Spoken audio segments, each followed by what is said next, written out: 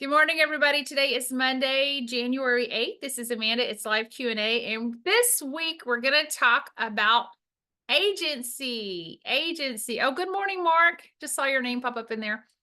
Okay, guys. Right now, assuming that you have just started your real estate course and really haven't gotten that far in it, if somebody were to ask you to use the word agency in a sentence, or what is agency? What's the first thing that would come to your mind? If I said agency, what do you think of when you hear the word agency? Organization. Organization. Mark says the FBI. Candy and Steph say representation. Okay. When you hear the word agency, though, do you think of a certain type of business, though? Maybe. Maybe, yeah. Like, Candy says real estate. What about like acting? Yeah. Agency for an acting agent, and an agent for an actor. What about modeling agency? Insurance agency? Okay.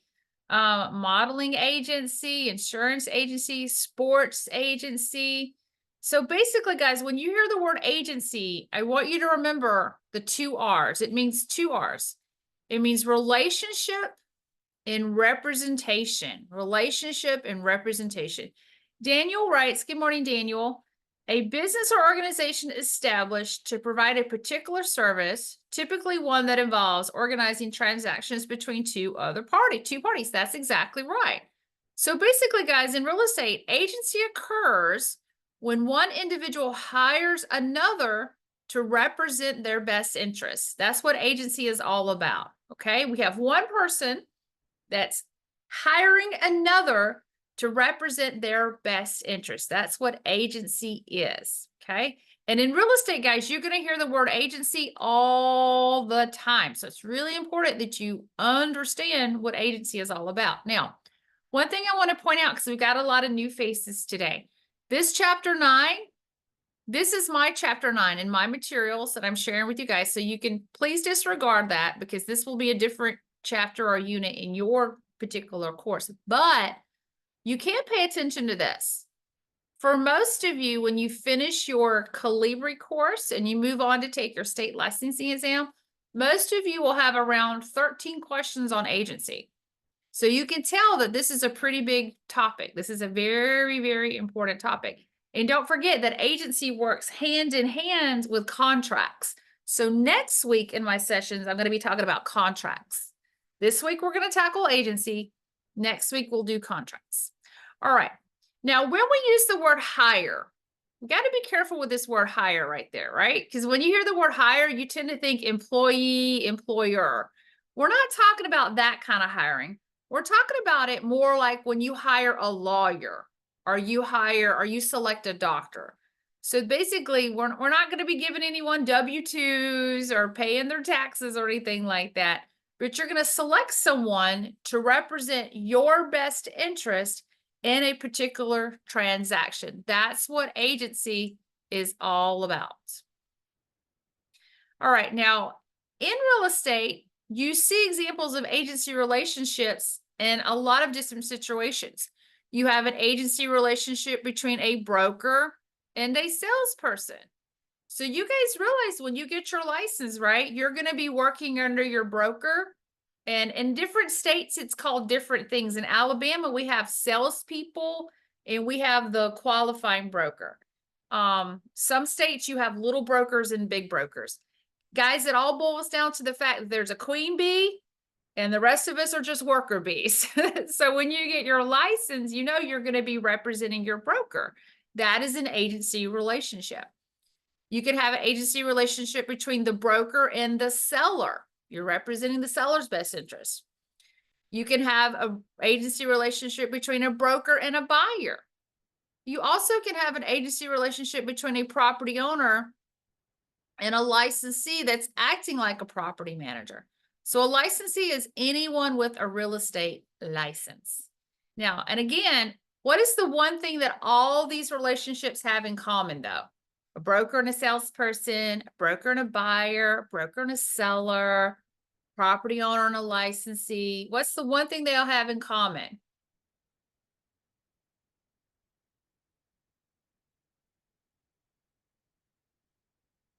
Steph says representation and relationship. Yes, you have one party representing the best interest of the other party. Okay.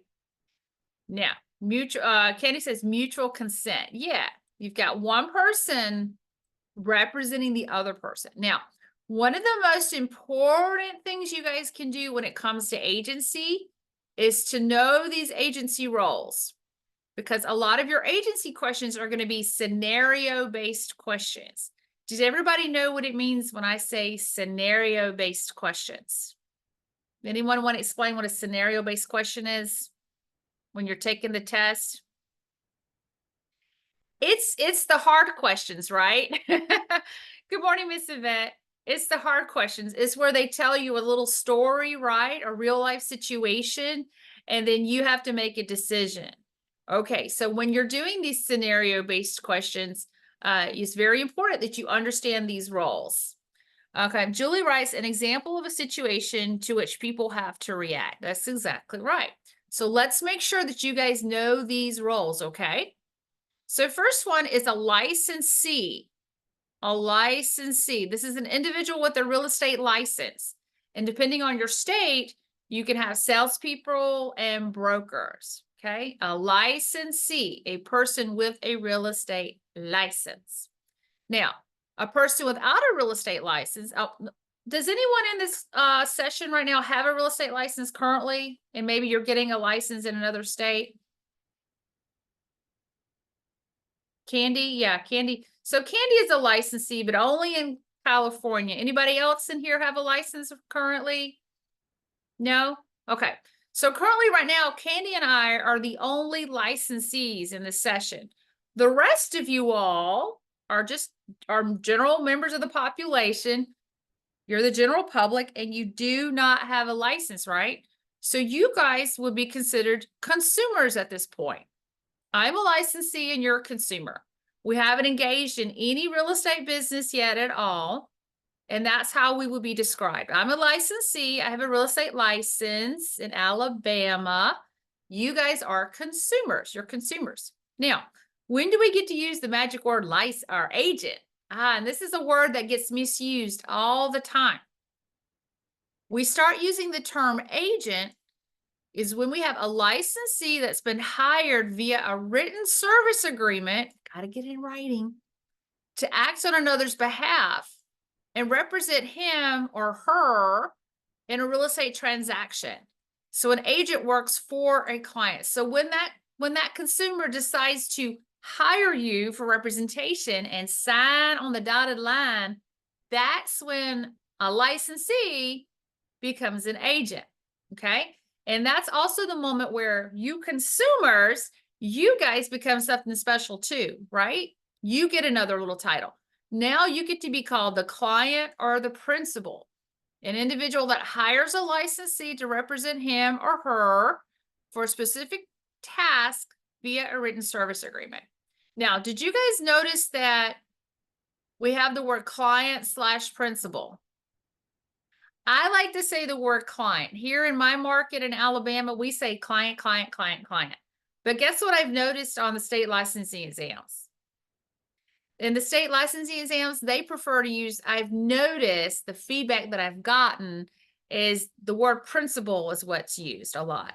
So just make sure that you realize that client and principal are the same thing, okay?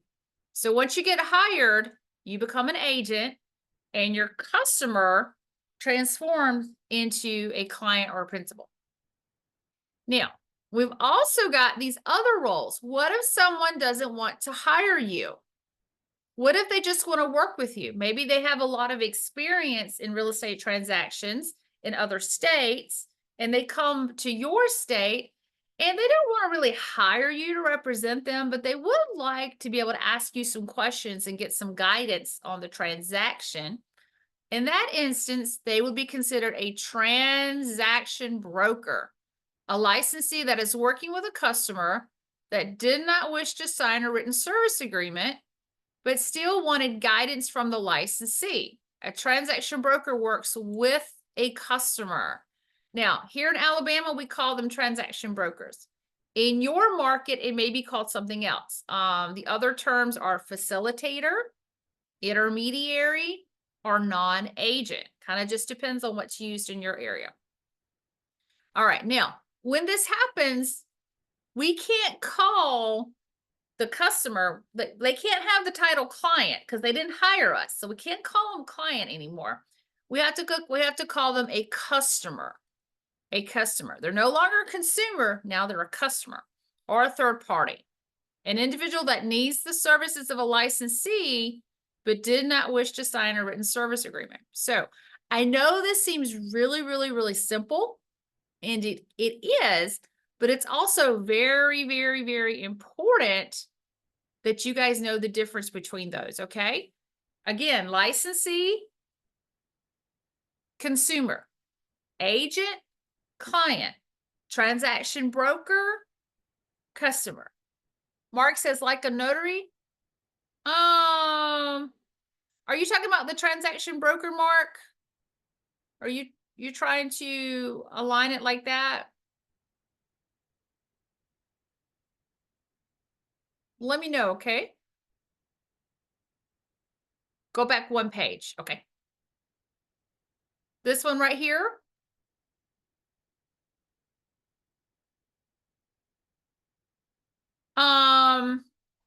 It would be more like, let me give you a real world example of a transaction broker, okay? Mark, and I think this will help you guys understand it a little better. Mark, let's say you're working with a buyer and the buyer signed an agency agreement with you. So that is your client and you are the agent for the buyer, okay? And let's say that your little buyer finds a house that they really want to buy, but it's a for sale by owner. Guys, why do most sellers do for sale by owner? Why do most sellers, when a seller decides to sell the house, but they want to do it for sale by owner, why do they do it? To save money, right? Yeah, because they're cheap. No, sorry. I hope no one's ever done for sale by owner here. Because they don't want to pay that commission, right? They don't want to pay that commission. Okay. So, Mark, if you were to go to that seller and say, hey, listen, I have a buyer, I represent a buyer that's very interested in your property. Would you be interested in working with us? And the seller says, yes, I'll work with you.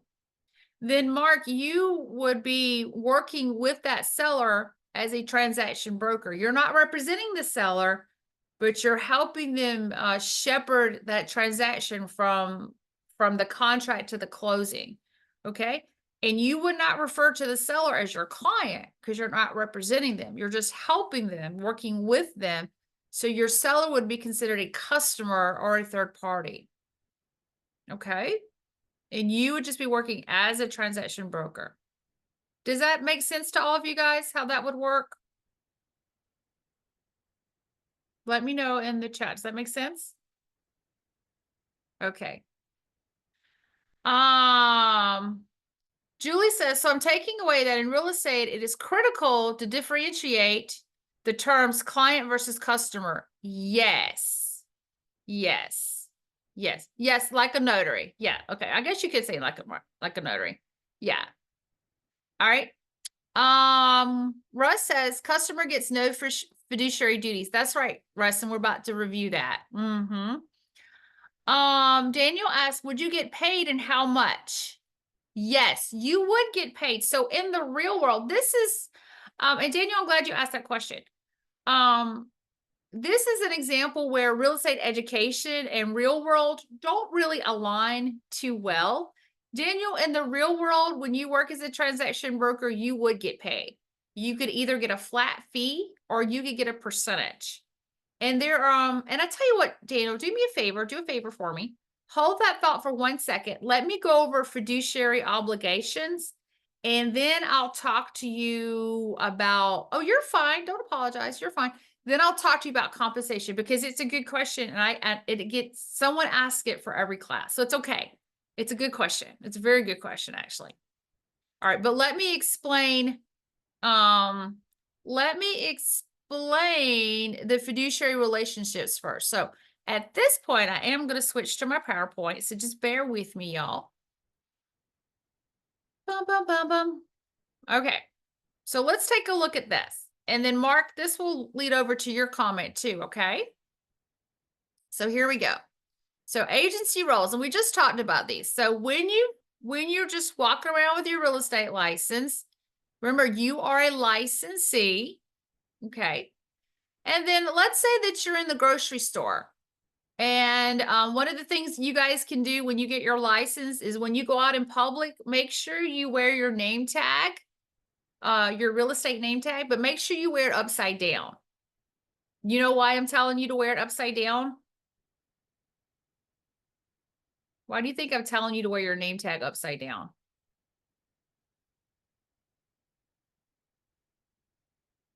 It's a conversation starter. Yes, somebody's going to point it out to you. Somebody's going to point out, they're going to go, oh, excuse me, your name tag is upside down. And you're going to go, oh my gosh. I had a closing this morning and I've just been so busy with this real estate market. Let me fix that. Hi, I'm Amanda Adams. How are you? Conversation starter. See? And it's such an easy thing to do because somebody's going to notice it, right? So anyway, let's say you start talking to somebody in the middle of the grocery store. I'm going to pick Publix because here in the South, in Alabama, we have Publix. So we're at Publix. And when you're just talking to them in the store, you're a licensee and they are a consumer, right? But it's not until they hire you to represent them, you get to know them and they say, you know what, I'm going to sell my house. I'm going to put my house on the market and I'd like to work with you and hire you as my listing agent. And you're like, yay. Okay. So they're going to come into the office, have some more conversations and everything. And then they'll sign that written service agreement to hire you. Now, as a listing agent, they would sign a listing agreement. And then later this week, we'll talk about the different types of agreements. So they'll sign this listing agreement. And this is the document that is going to create this agency relationship. Okay. All right. And at that point, you're no longer going to be just a licensee, are you? Now you've been hired to do a task. You are an agent. So you are representing someone's best interests. The consumer, they're no longer just a member of the general public walking around without a real estate license. Now they have become your client or your principal, right? And remember, as an agent, you work for your client. You work for your principal. Okay. Now, when you become someone's agent, you also become something else that's really important. You also become you become a fiduciary. Does anyone know what a fiduciary is? It's such an odd word, isn't it? Fiduciary. But it's one of those words that you may not know, but once you learn it, you realize you hear it all the time. I hear the word fiduciary on TV all the time now. Does anybody know what a fiduciary is?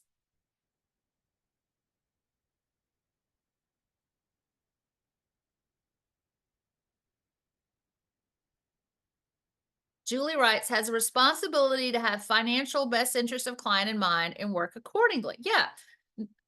Yeah, financial best interest and other best interests as well. Very good, Julie. Good job. All right. So when you become a fiduciary, I want you to think about it this way. You become your client's BFF, their best friend for right now. You are their best friend for right now. As long as that agency agreement's in place, you are their best friend for right now. And as a fiduciary, you have some fiduciary obligations. So our textbook definition is one whom trust and confidence has been placed and is expected to be extremely loyal to the client, putting the interest of his or her client above his or her own interests. That's what a fiduciary is. Now, as a fiduciary, You've got these obligations, and this is what we need to know. Let's take a look at these. What are our fiduciary obligations? Okay, now at this point, I'm going to point out that some courses call it cold AC. Some of your courses, some states teach it as old car. That's the way I originally learned it.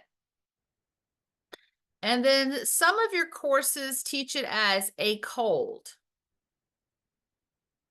Now, I personally like cold AC because here in Alabama, we can't live without AC. All right. So what do these stand for? We got to know these fiduciary responsibilities. Okay, guys, you might see this on a test question where it gives you a scenario and it'll say, hey, did the licensee or did the agent violate any of their fiduciary responsibilities? And you need to know them. So you ready? What does C stand for? Does anybody know what C is? Anybody want to take a stab at C? Care. Candy says care. Mark says care. That's right, care. We have to take care of our clients, right? We possess skills and expertise in real estate matters superior to that of an average person. And I've got my little emoji here wearing a mask, right? He's taking care of somebody, kind of like a nurse, taking care of them. Guys, being a real estate agent is kind of a weird job if you think about it. Because think about all the different areas that you have to know a little bit about. You're kind of like a jack of all trades, master of none. Have you ever heard that expression? There's so many things in real estate that you have to know about, and you're not really expected to be an expert in all of them, but you are expected to have some knowledge about a little bit of everything, right? So care, we're expected to know more than the average person and take really good care of our clients. What is O? What does O stand for? What do you guys think O would be? Ashley says obedience. Michelle says obedience. She's exactly right. Obedience. There's my little emoji telling us what to do. Okay. We must obey all legal instructions from the principal, from the client. Now, here I want to stress the word legal instructions. All right. Let me give you guys an example. Let's say that your client, your seller client, wants you to do an open house. And you're like, okay, great. Yeah, let's do an open house. That'd be a great opportunity to market your property. When do most agents, and when do most buyers go to open houses? What's the ideal day of the week to do an open house? The weekend? Ashley says the weekend. Yeah. Candy says Sunday afternoon. Yes. Yes. Now I'm going to tell you guys here in Alabama or the South, don't do an open house in the fall on a Saturday because nobody's going to come. Okay. I have a good friend of mine who does new home builds. And during the football season here in Alabama, they gave her Saturdays off. They closed the office on Saturdays because they knew nobody was coming because we were all watching football. So Sunday, typically, right? The best day of the week to do an open house. What if your client wanted you to do an open house on Tuesday morning at 9 o'clock? Tuesday morning at 9 o'clock. Do you think that's a good time to do an open house? Tuesday morning at 9 o'clock? It's legal, right? She's not asking you to do anything illegal, but is it really the best idea? Okay, it doesn't make good business sense, right? It's not the best business. We like to call it best business practice. It wouldn't really be a best business practice, but is it illegal? Is she asking you to do anything illegal? No. And Julie says, may I advise them differently? Sure, Julie, you could say, you know what? I understand you want to do it on Tuesday, but in my experience, a Sunday afternoon would get more traffic. Okay. And what you do, Julie, is you go ahead and do it on Sunday. And when nobody shows up, then she'll see that it's not a good idea. That's how you handle that. You're like, okay. All right. Now, that is a legal thing. She asked you to do something and it wasn't violating any laws. Now, let's change the situation. What if she tells you and not to show, and I'm going to use this because my boyfriend's last name ends in this letter. What if she said, I don't want you to show, listen, I would prefer if you didn't show my house to anybody's last name who ends in a Z. I'll let you guys infer what you will from that. Think of all the last names that end in a Z. What is she asking you to do? She's asking you to violate some fair housing laws, isn't she? That's discrimination. She's asking you to steer, right? That's steering. She's trying to steer folks away from her house. Why should she care? I don't know. She's not going to be living there after she sells it. So why does she care? Who looks at her? I don't get that. But anyway, that you don't have to do, right? So again, legal instructions. So I just wanted to sprinkle a little fair housing into that comment. Good job, guys. Good job. And if that ever happens, you guys run to your broker. Run to your broker. That's your broker's job to handle those type of situations for you. Okay. That's above your pay grade. You guys run to your broker and be like, they're asking me to discriminate. You let your broker handle that one. Don't get into that trouble. Okay. L, what is L? L is loyalty. You got to put the client's own interest above everybody else's interest, including your own, right? You have to put your client above everybody. Very good. D is disclosure. You got to tell them what they need to know. You need to know, okay? And it says reveal all material facts that would be adverse or detrimental to the client's interest. Guys, what is a material fact? This is a very important word. What is a material fact? What do you mean, Amanda, material fact? What is that? And I'm old school. When I hear the word material, I think about fabric, but that's not the kind of material we're talking about. What is a material fact? Mary says foundation is bad. Okay, that's an example of a material fact, yes. And Russ says a known defect. Ashley writes, something if known would change someone's mind. Exactly right. That's exactly right, Ashley. Okay, a material fact is any information that if known would influence your decision. So anything that you know about the property that would influence someone's decision, you have to tell them about it. It could be something tangible like the foundation, like Mary said about the foundation, that's a tangible material fact.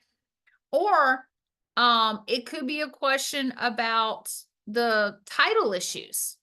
Maybe the house is in foreclosure. Maybe it's something intangible like that knowledge that you have that you need to pass that on. Okay, maybe there's a dispute about the ownership. Okay, so anything like that. Is that Janesi? Janesi writes, does knowledge about construction help when it comes to real estate? Yes, knowledge of construction helps a lot when it comes to real estate, but you got to walk that fine line between being a contractor and being a real estate agent. That's what I'm saying. It helps you, but you got to be careful not to hold yourself out like a contractor off of fixer upper versus a real estate agent. So you got to be really careful there, but it does help. It definitely helps. You're welcome. Okay. A is accountability. Okay. You got to return all property coming into your possession within a reasonable amount of time. You also have to think about your digital accountability. If you have a copy of someone's driver's license or a copy of a check or something, again, you got to be careful with that stuff too. And then the last one is confidentiality. Keep confidential any information given in confidence. And I think this is the one that real estate agents struggle with the most. Because if you're getting into real estate, you're probably a people person, aren't you? What, any of you guys describe yourself as people persons? Y'all like people? Because real estate's all about people. It's not about houses. It's about people. Yeah. And sometimes when you like people, it's hard to stop talking. Real estate agents love to talk. Yes, goodness. They love to talk, which is why I like teaching on Zoom. I can hit that mute button. Boop, All right. So these are our fiduciary responsibilities when we're hired to represent someone. Okay. So let's review: care, obedience, loyalty, disclosure, accountability, and confidentiality. So when somebody hires you, this is what they expect from you in return. Okay. Now, one of the ways that I like to think about this, hold on. Julie's asking, what is the R in the old car? In old car, Julie, it's reasonable skill and care. Reasonable skill and care. You're welcome. One of the analogies I like to give you guys when it comes to being a fiduciary, being an agent, it's like being married. How many of you guys are married? We got any married folks in the house? Now, I'm not married, but I was married for a long time. All right. So when you become someone's agent, when you're representing them, you've signed an agreement, right? You have a marriage license. It's like being married. If you think about it, doesn't your spouse expect all of these fiduciary obligations from you? Yeah, they do. Aren't you representing your spouse's best interests? Yeah, yeah. So it's the same thing. When you're an agent, it's like being married. Everybody got that? Give me a thumbs up. Makes sense? Got it? Got it? Okay. Cool, cool, cool. All right. Now, what if though let's go back a second. Let's restart our story. Let's say you're a licensee and you meet a consumer, member of the public without a license. And let's say, because I'm in Alabama, I'm going to use Alabama example. Let's say I'm in Alabama and I'm talking to this consumer in the grocery store, and this consumer just moved from Texas to Alabama. And this consumer has bought and sold a lot of properties, but she's bought and sold them in Texas. So she's familiar with the process. And guys, the process is the same basically in every state. It really is the same. The only difference is the state laws. The only difference is the state laws. And I feel kind of bad for you folks in California because y'all got a lot of laws, don't you? Y'all have a lot of disclosures, a lot of laws y'all have to jump through. Oh, goodness gracious. Yes, even in Maryland, they have a lot of paperwork. I sold a house in Maryland once, and when I was an agent, and I was surprised the amount of paperwork, extra paperwork you guys have to do in Maryland too. So I was like, wow.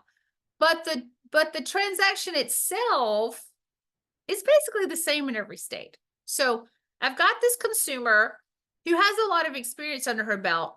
She needs help with the transaction, but she doesn't want to hire me.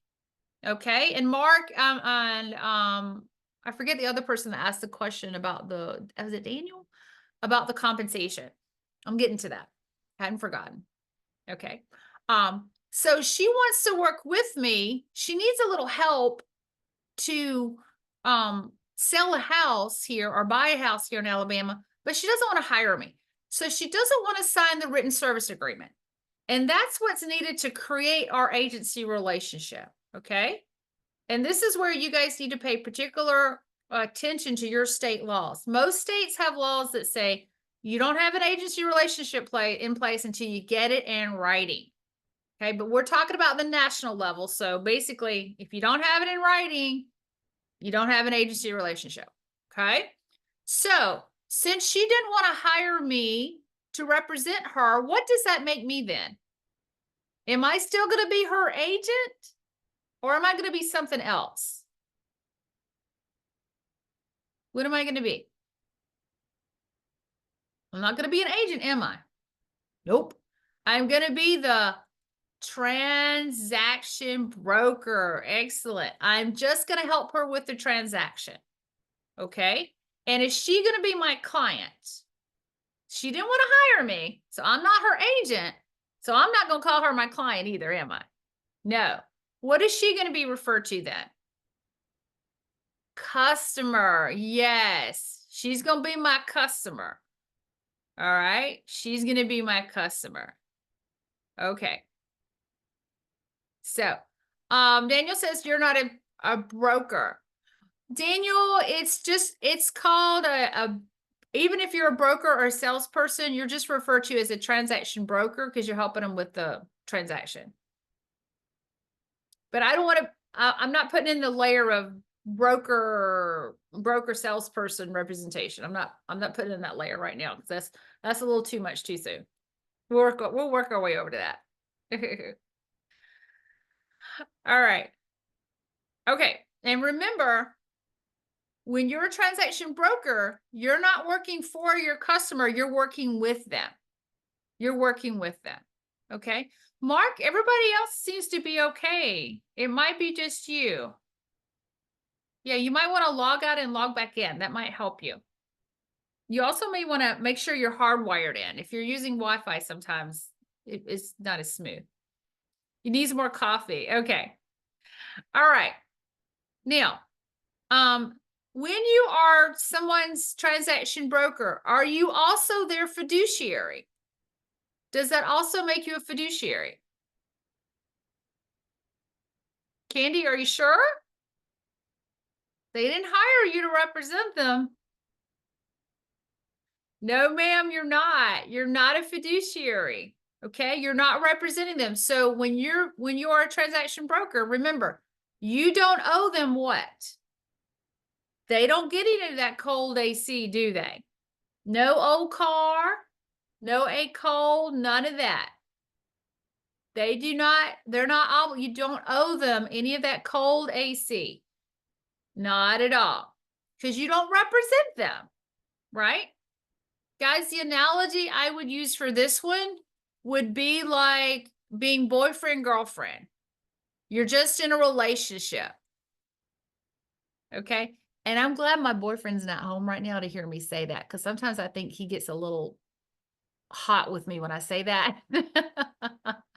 But you're not married. You have no paperwork. Right? I mean, you didn't want to hire me to represent you. We're just dating. We're together. I'm going to treat you right. I'm going to tell you the truth. Right? I'm going to answer your questions honestly and fairly. But we don't have any paperwork. We don't have any paperwork. Okay? Where I'm helping you with the transaction. Now hold on. I had a couple questions floating around. Let me make sure I get to these questions. Daniel writes, do you have to be a real estate agent to be a transaction broker? Yes, you do. Daniel, it's just the way that we refer to a licensee that's helping someone in a transaction, and the licensee didn't want to hire them to fully represent them. So what it is, guys, is when you're working in the real estate business, you have a license. If the consumer wanted to hire you to represent them, you become their agent. They become your client. You represent them. You have a written service agreement, and they agree to pay you a percentage. Okay.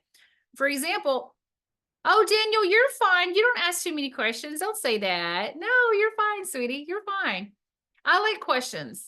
It makes it easier on me. It's hard to do a session when nobody asking questions. So you're fine, sweetie. You're not bothering me at all. Not at all. So in this written service agreement, if they hired you, they're going to agree to pay, let's say, for example, this is just an example, 6%.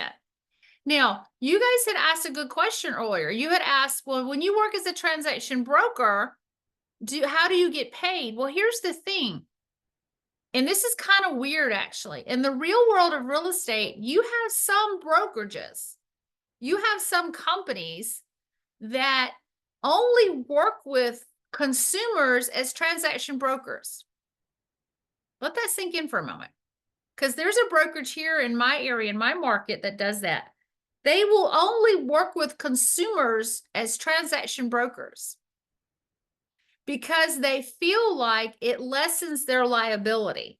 In their mind, they're like, well, I'm not their agent, so I don't owe them cold AC, therefore I'm not as liable. But what's the problem with that? Do you think most consumers really understand the difference between being someone's a client and being someone's customer. Do you think they understand that? No, they really don't. They don't understand that at all. So, um, yeah, they really don't get it. Daniel asks, "Do you have to be a broker to be a transaction broker?" Mhm. Here's the thing, Daniel. Let me explain it this way. So let's say that this licensee is a salesperson, and this is why I wish I had I had a problem with my drive because I had changed this on my other PowerPoints. But remember, a salesperson is going to be working for a broker, right? And I'm going to put my broker up. This will be my broker. So let's say this is my broker, Mr. Martin. And Mr. Martin has white hair, but I'll give him black hair for this video. Okay. So here's my broker, Mr. Martin. He's going to be happy if you ever saw this because he looks like a lot younger. Okay. So this would be my broker. So he would have a broker license. He would be a broker and I would be a salesperson. So I would be working up under him. So question, the written service agreement, is this between the salesperson and the consumer, or is this between the salesperson and the broker? When this consumer signs the written service agreement, is it going to be between the consumer and the salesperson, or is it between the consumer and the broker? The broker, right? Yeah, it's actually technically between the broker and the consumer. Yeah. But it's the salespeople, it's us worker bees are the ones that actually do all the work, right? And work directly with the consumers. So, Daniel, that's why it's called a transaction broker. And it's more like, it's more a reference to your relationship than a title. So even though I technically would be a salesperson, I would be called, I'm working in that role as a transaction broker legally. Even though I don't have a broker license, I still will be referred to as a transaction broker. Daniel, does that make more, does that help you? Does that make sense? Okay, good deal. Good deal. Good question. You're welcome. Mary writes, does one sign an agreement when you're just starting to show them property, or does this kick in when they have found what they want to buy? Well, Mary, here's the thing I always tell my agents when I do post-license classes. Do you want to go around showing houses to people who have not signed a buyer agency agreement? What's going to happen when you're showing them a house and they find a house they like and they say, you know what, let me think about it. And they don't put in an offer. And you find out later that 2 weeks later that they bought the house using their best friend who just got their real estate license. And that best friend's going to get that commission. So I always teach the best practice of do not go show houses until you have two things in your hot little hand. One, a buyer's agency agreement making you their buyer's agent.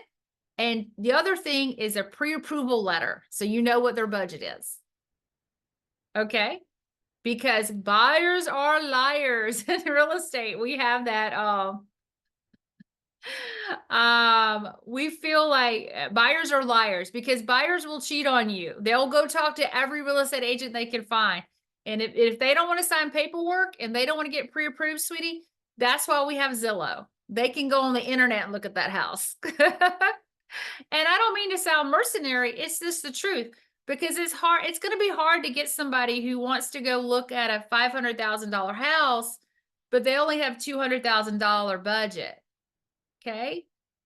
It's really hard. It's really hard to test drive a Mercedes and then have to go buy, a 2002 Honda Accord. It's a big difference between the two. Okay, good question. All right. Russ says in North Carolina, we have a BIC broker in charge.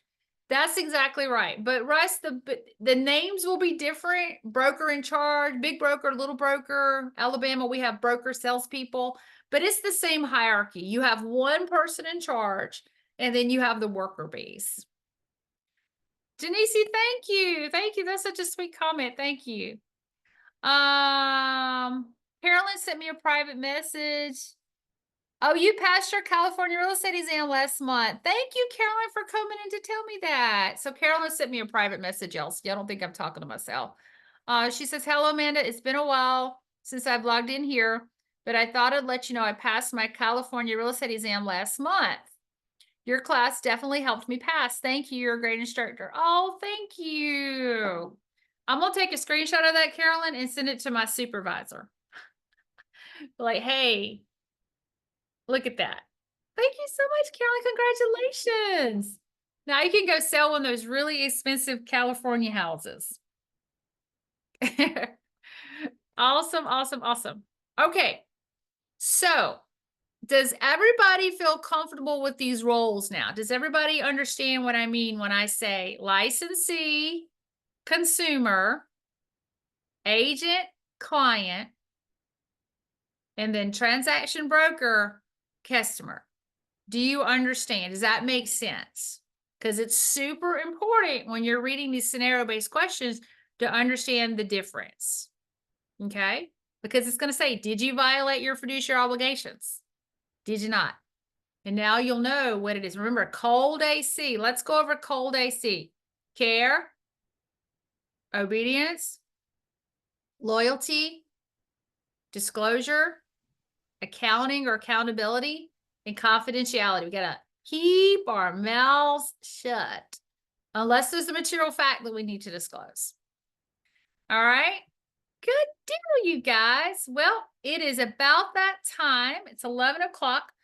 Don't forget, here is the link to my SharePoint drive, but also there is my email address. So if you'd like to drop a line to me, send a message to me, feel free. If I could help you, I will.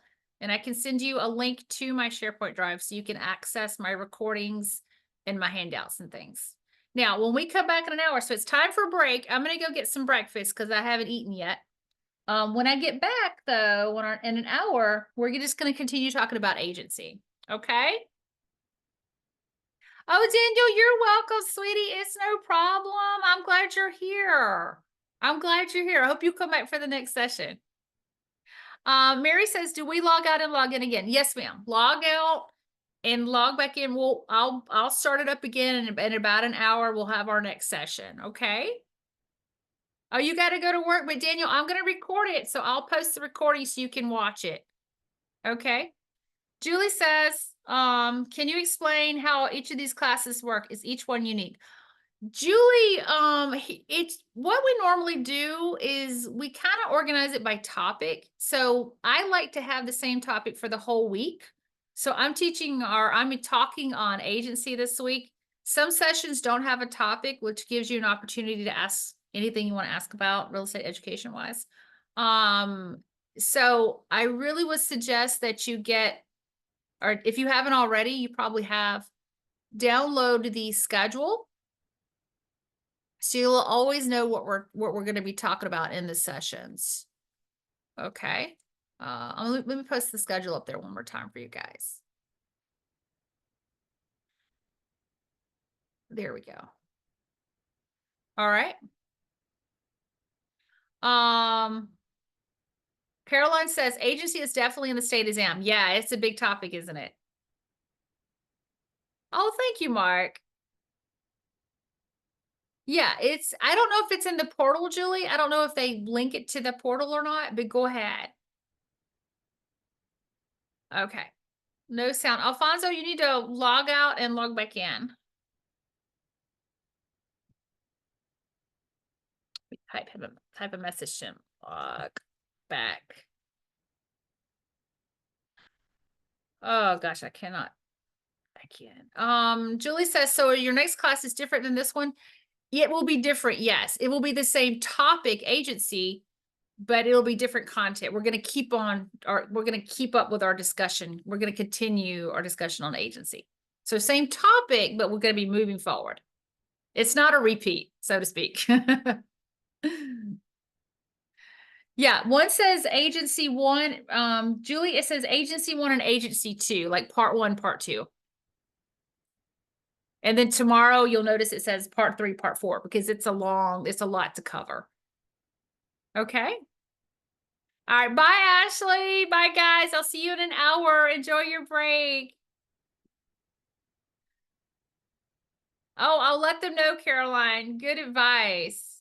Good advice. Caroline says, please take advantage also of the California grammar practice exam for those from California. Great advice, Caroline.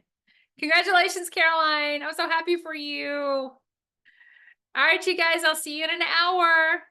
Bye.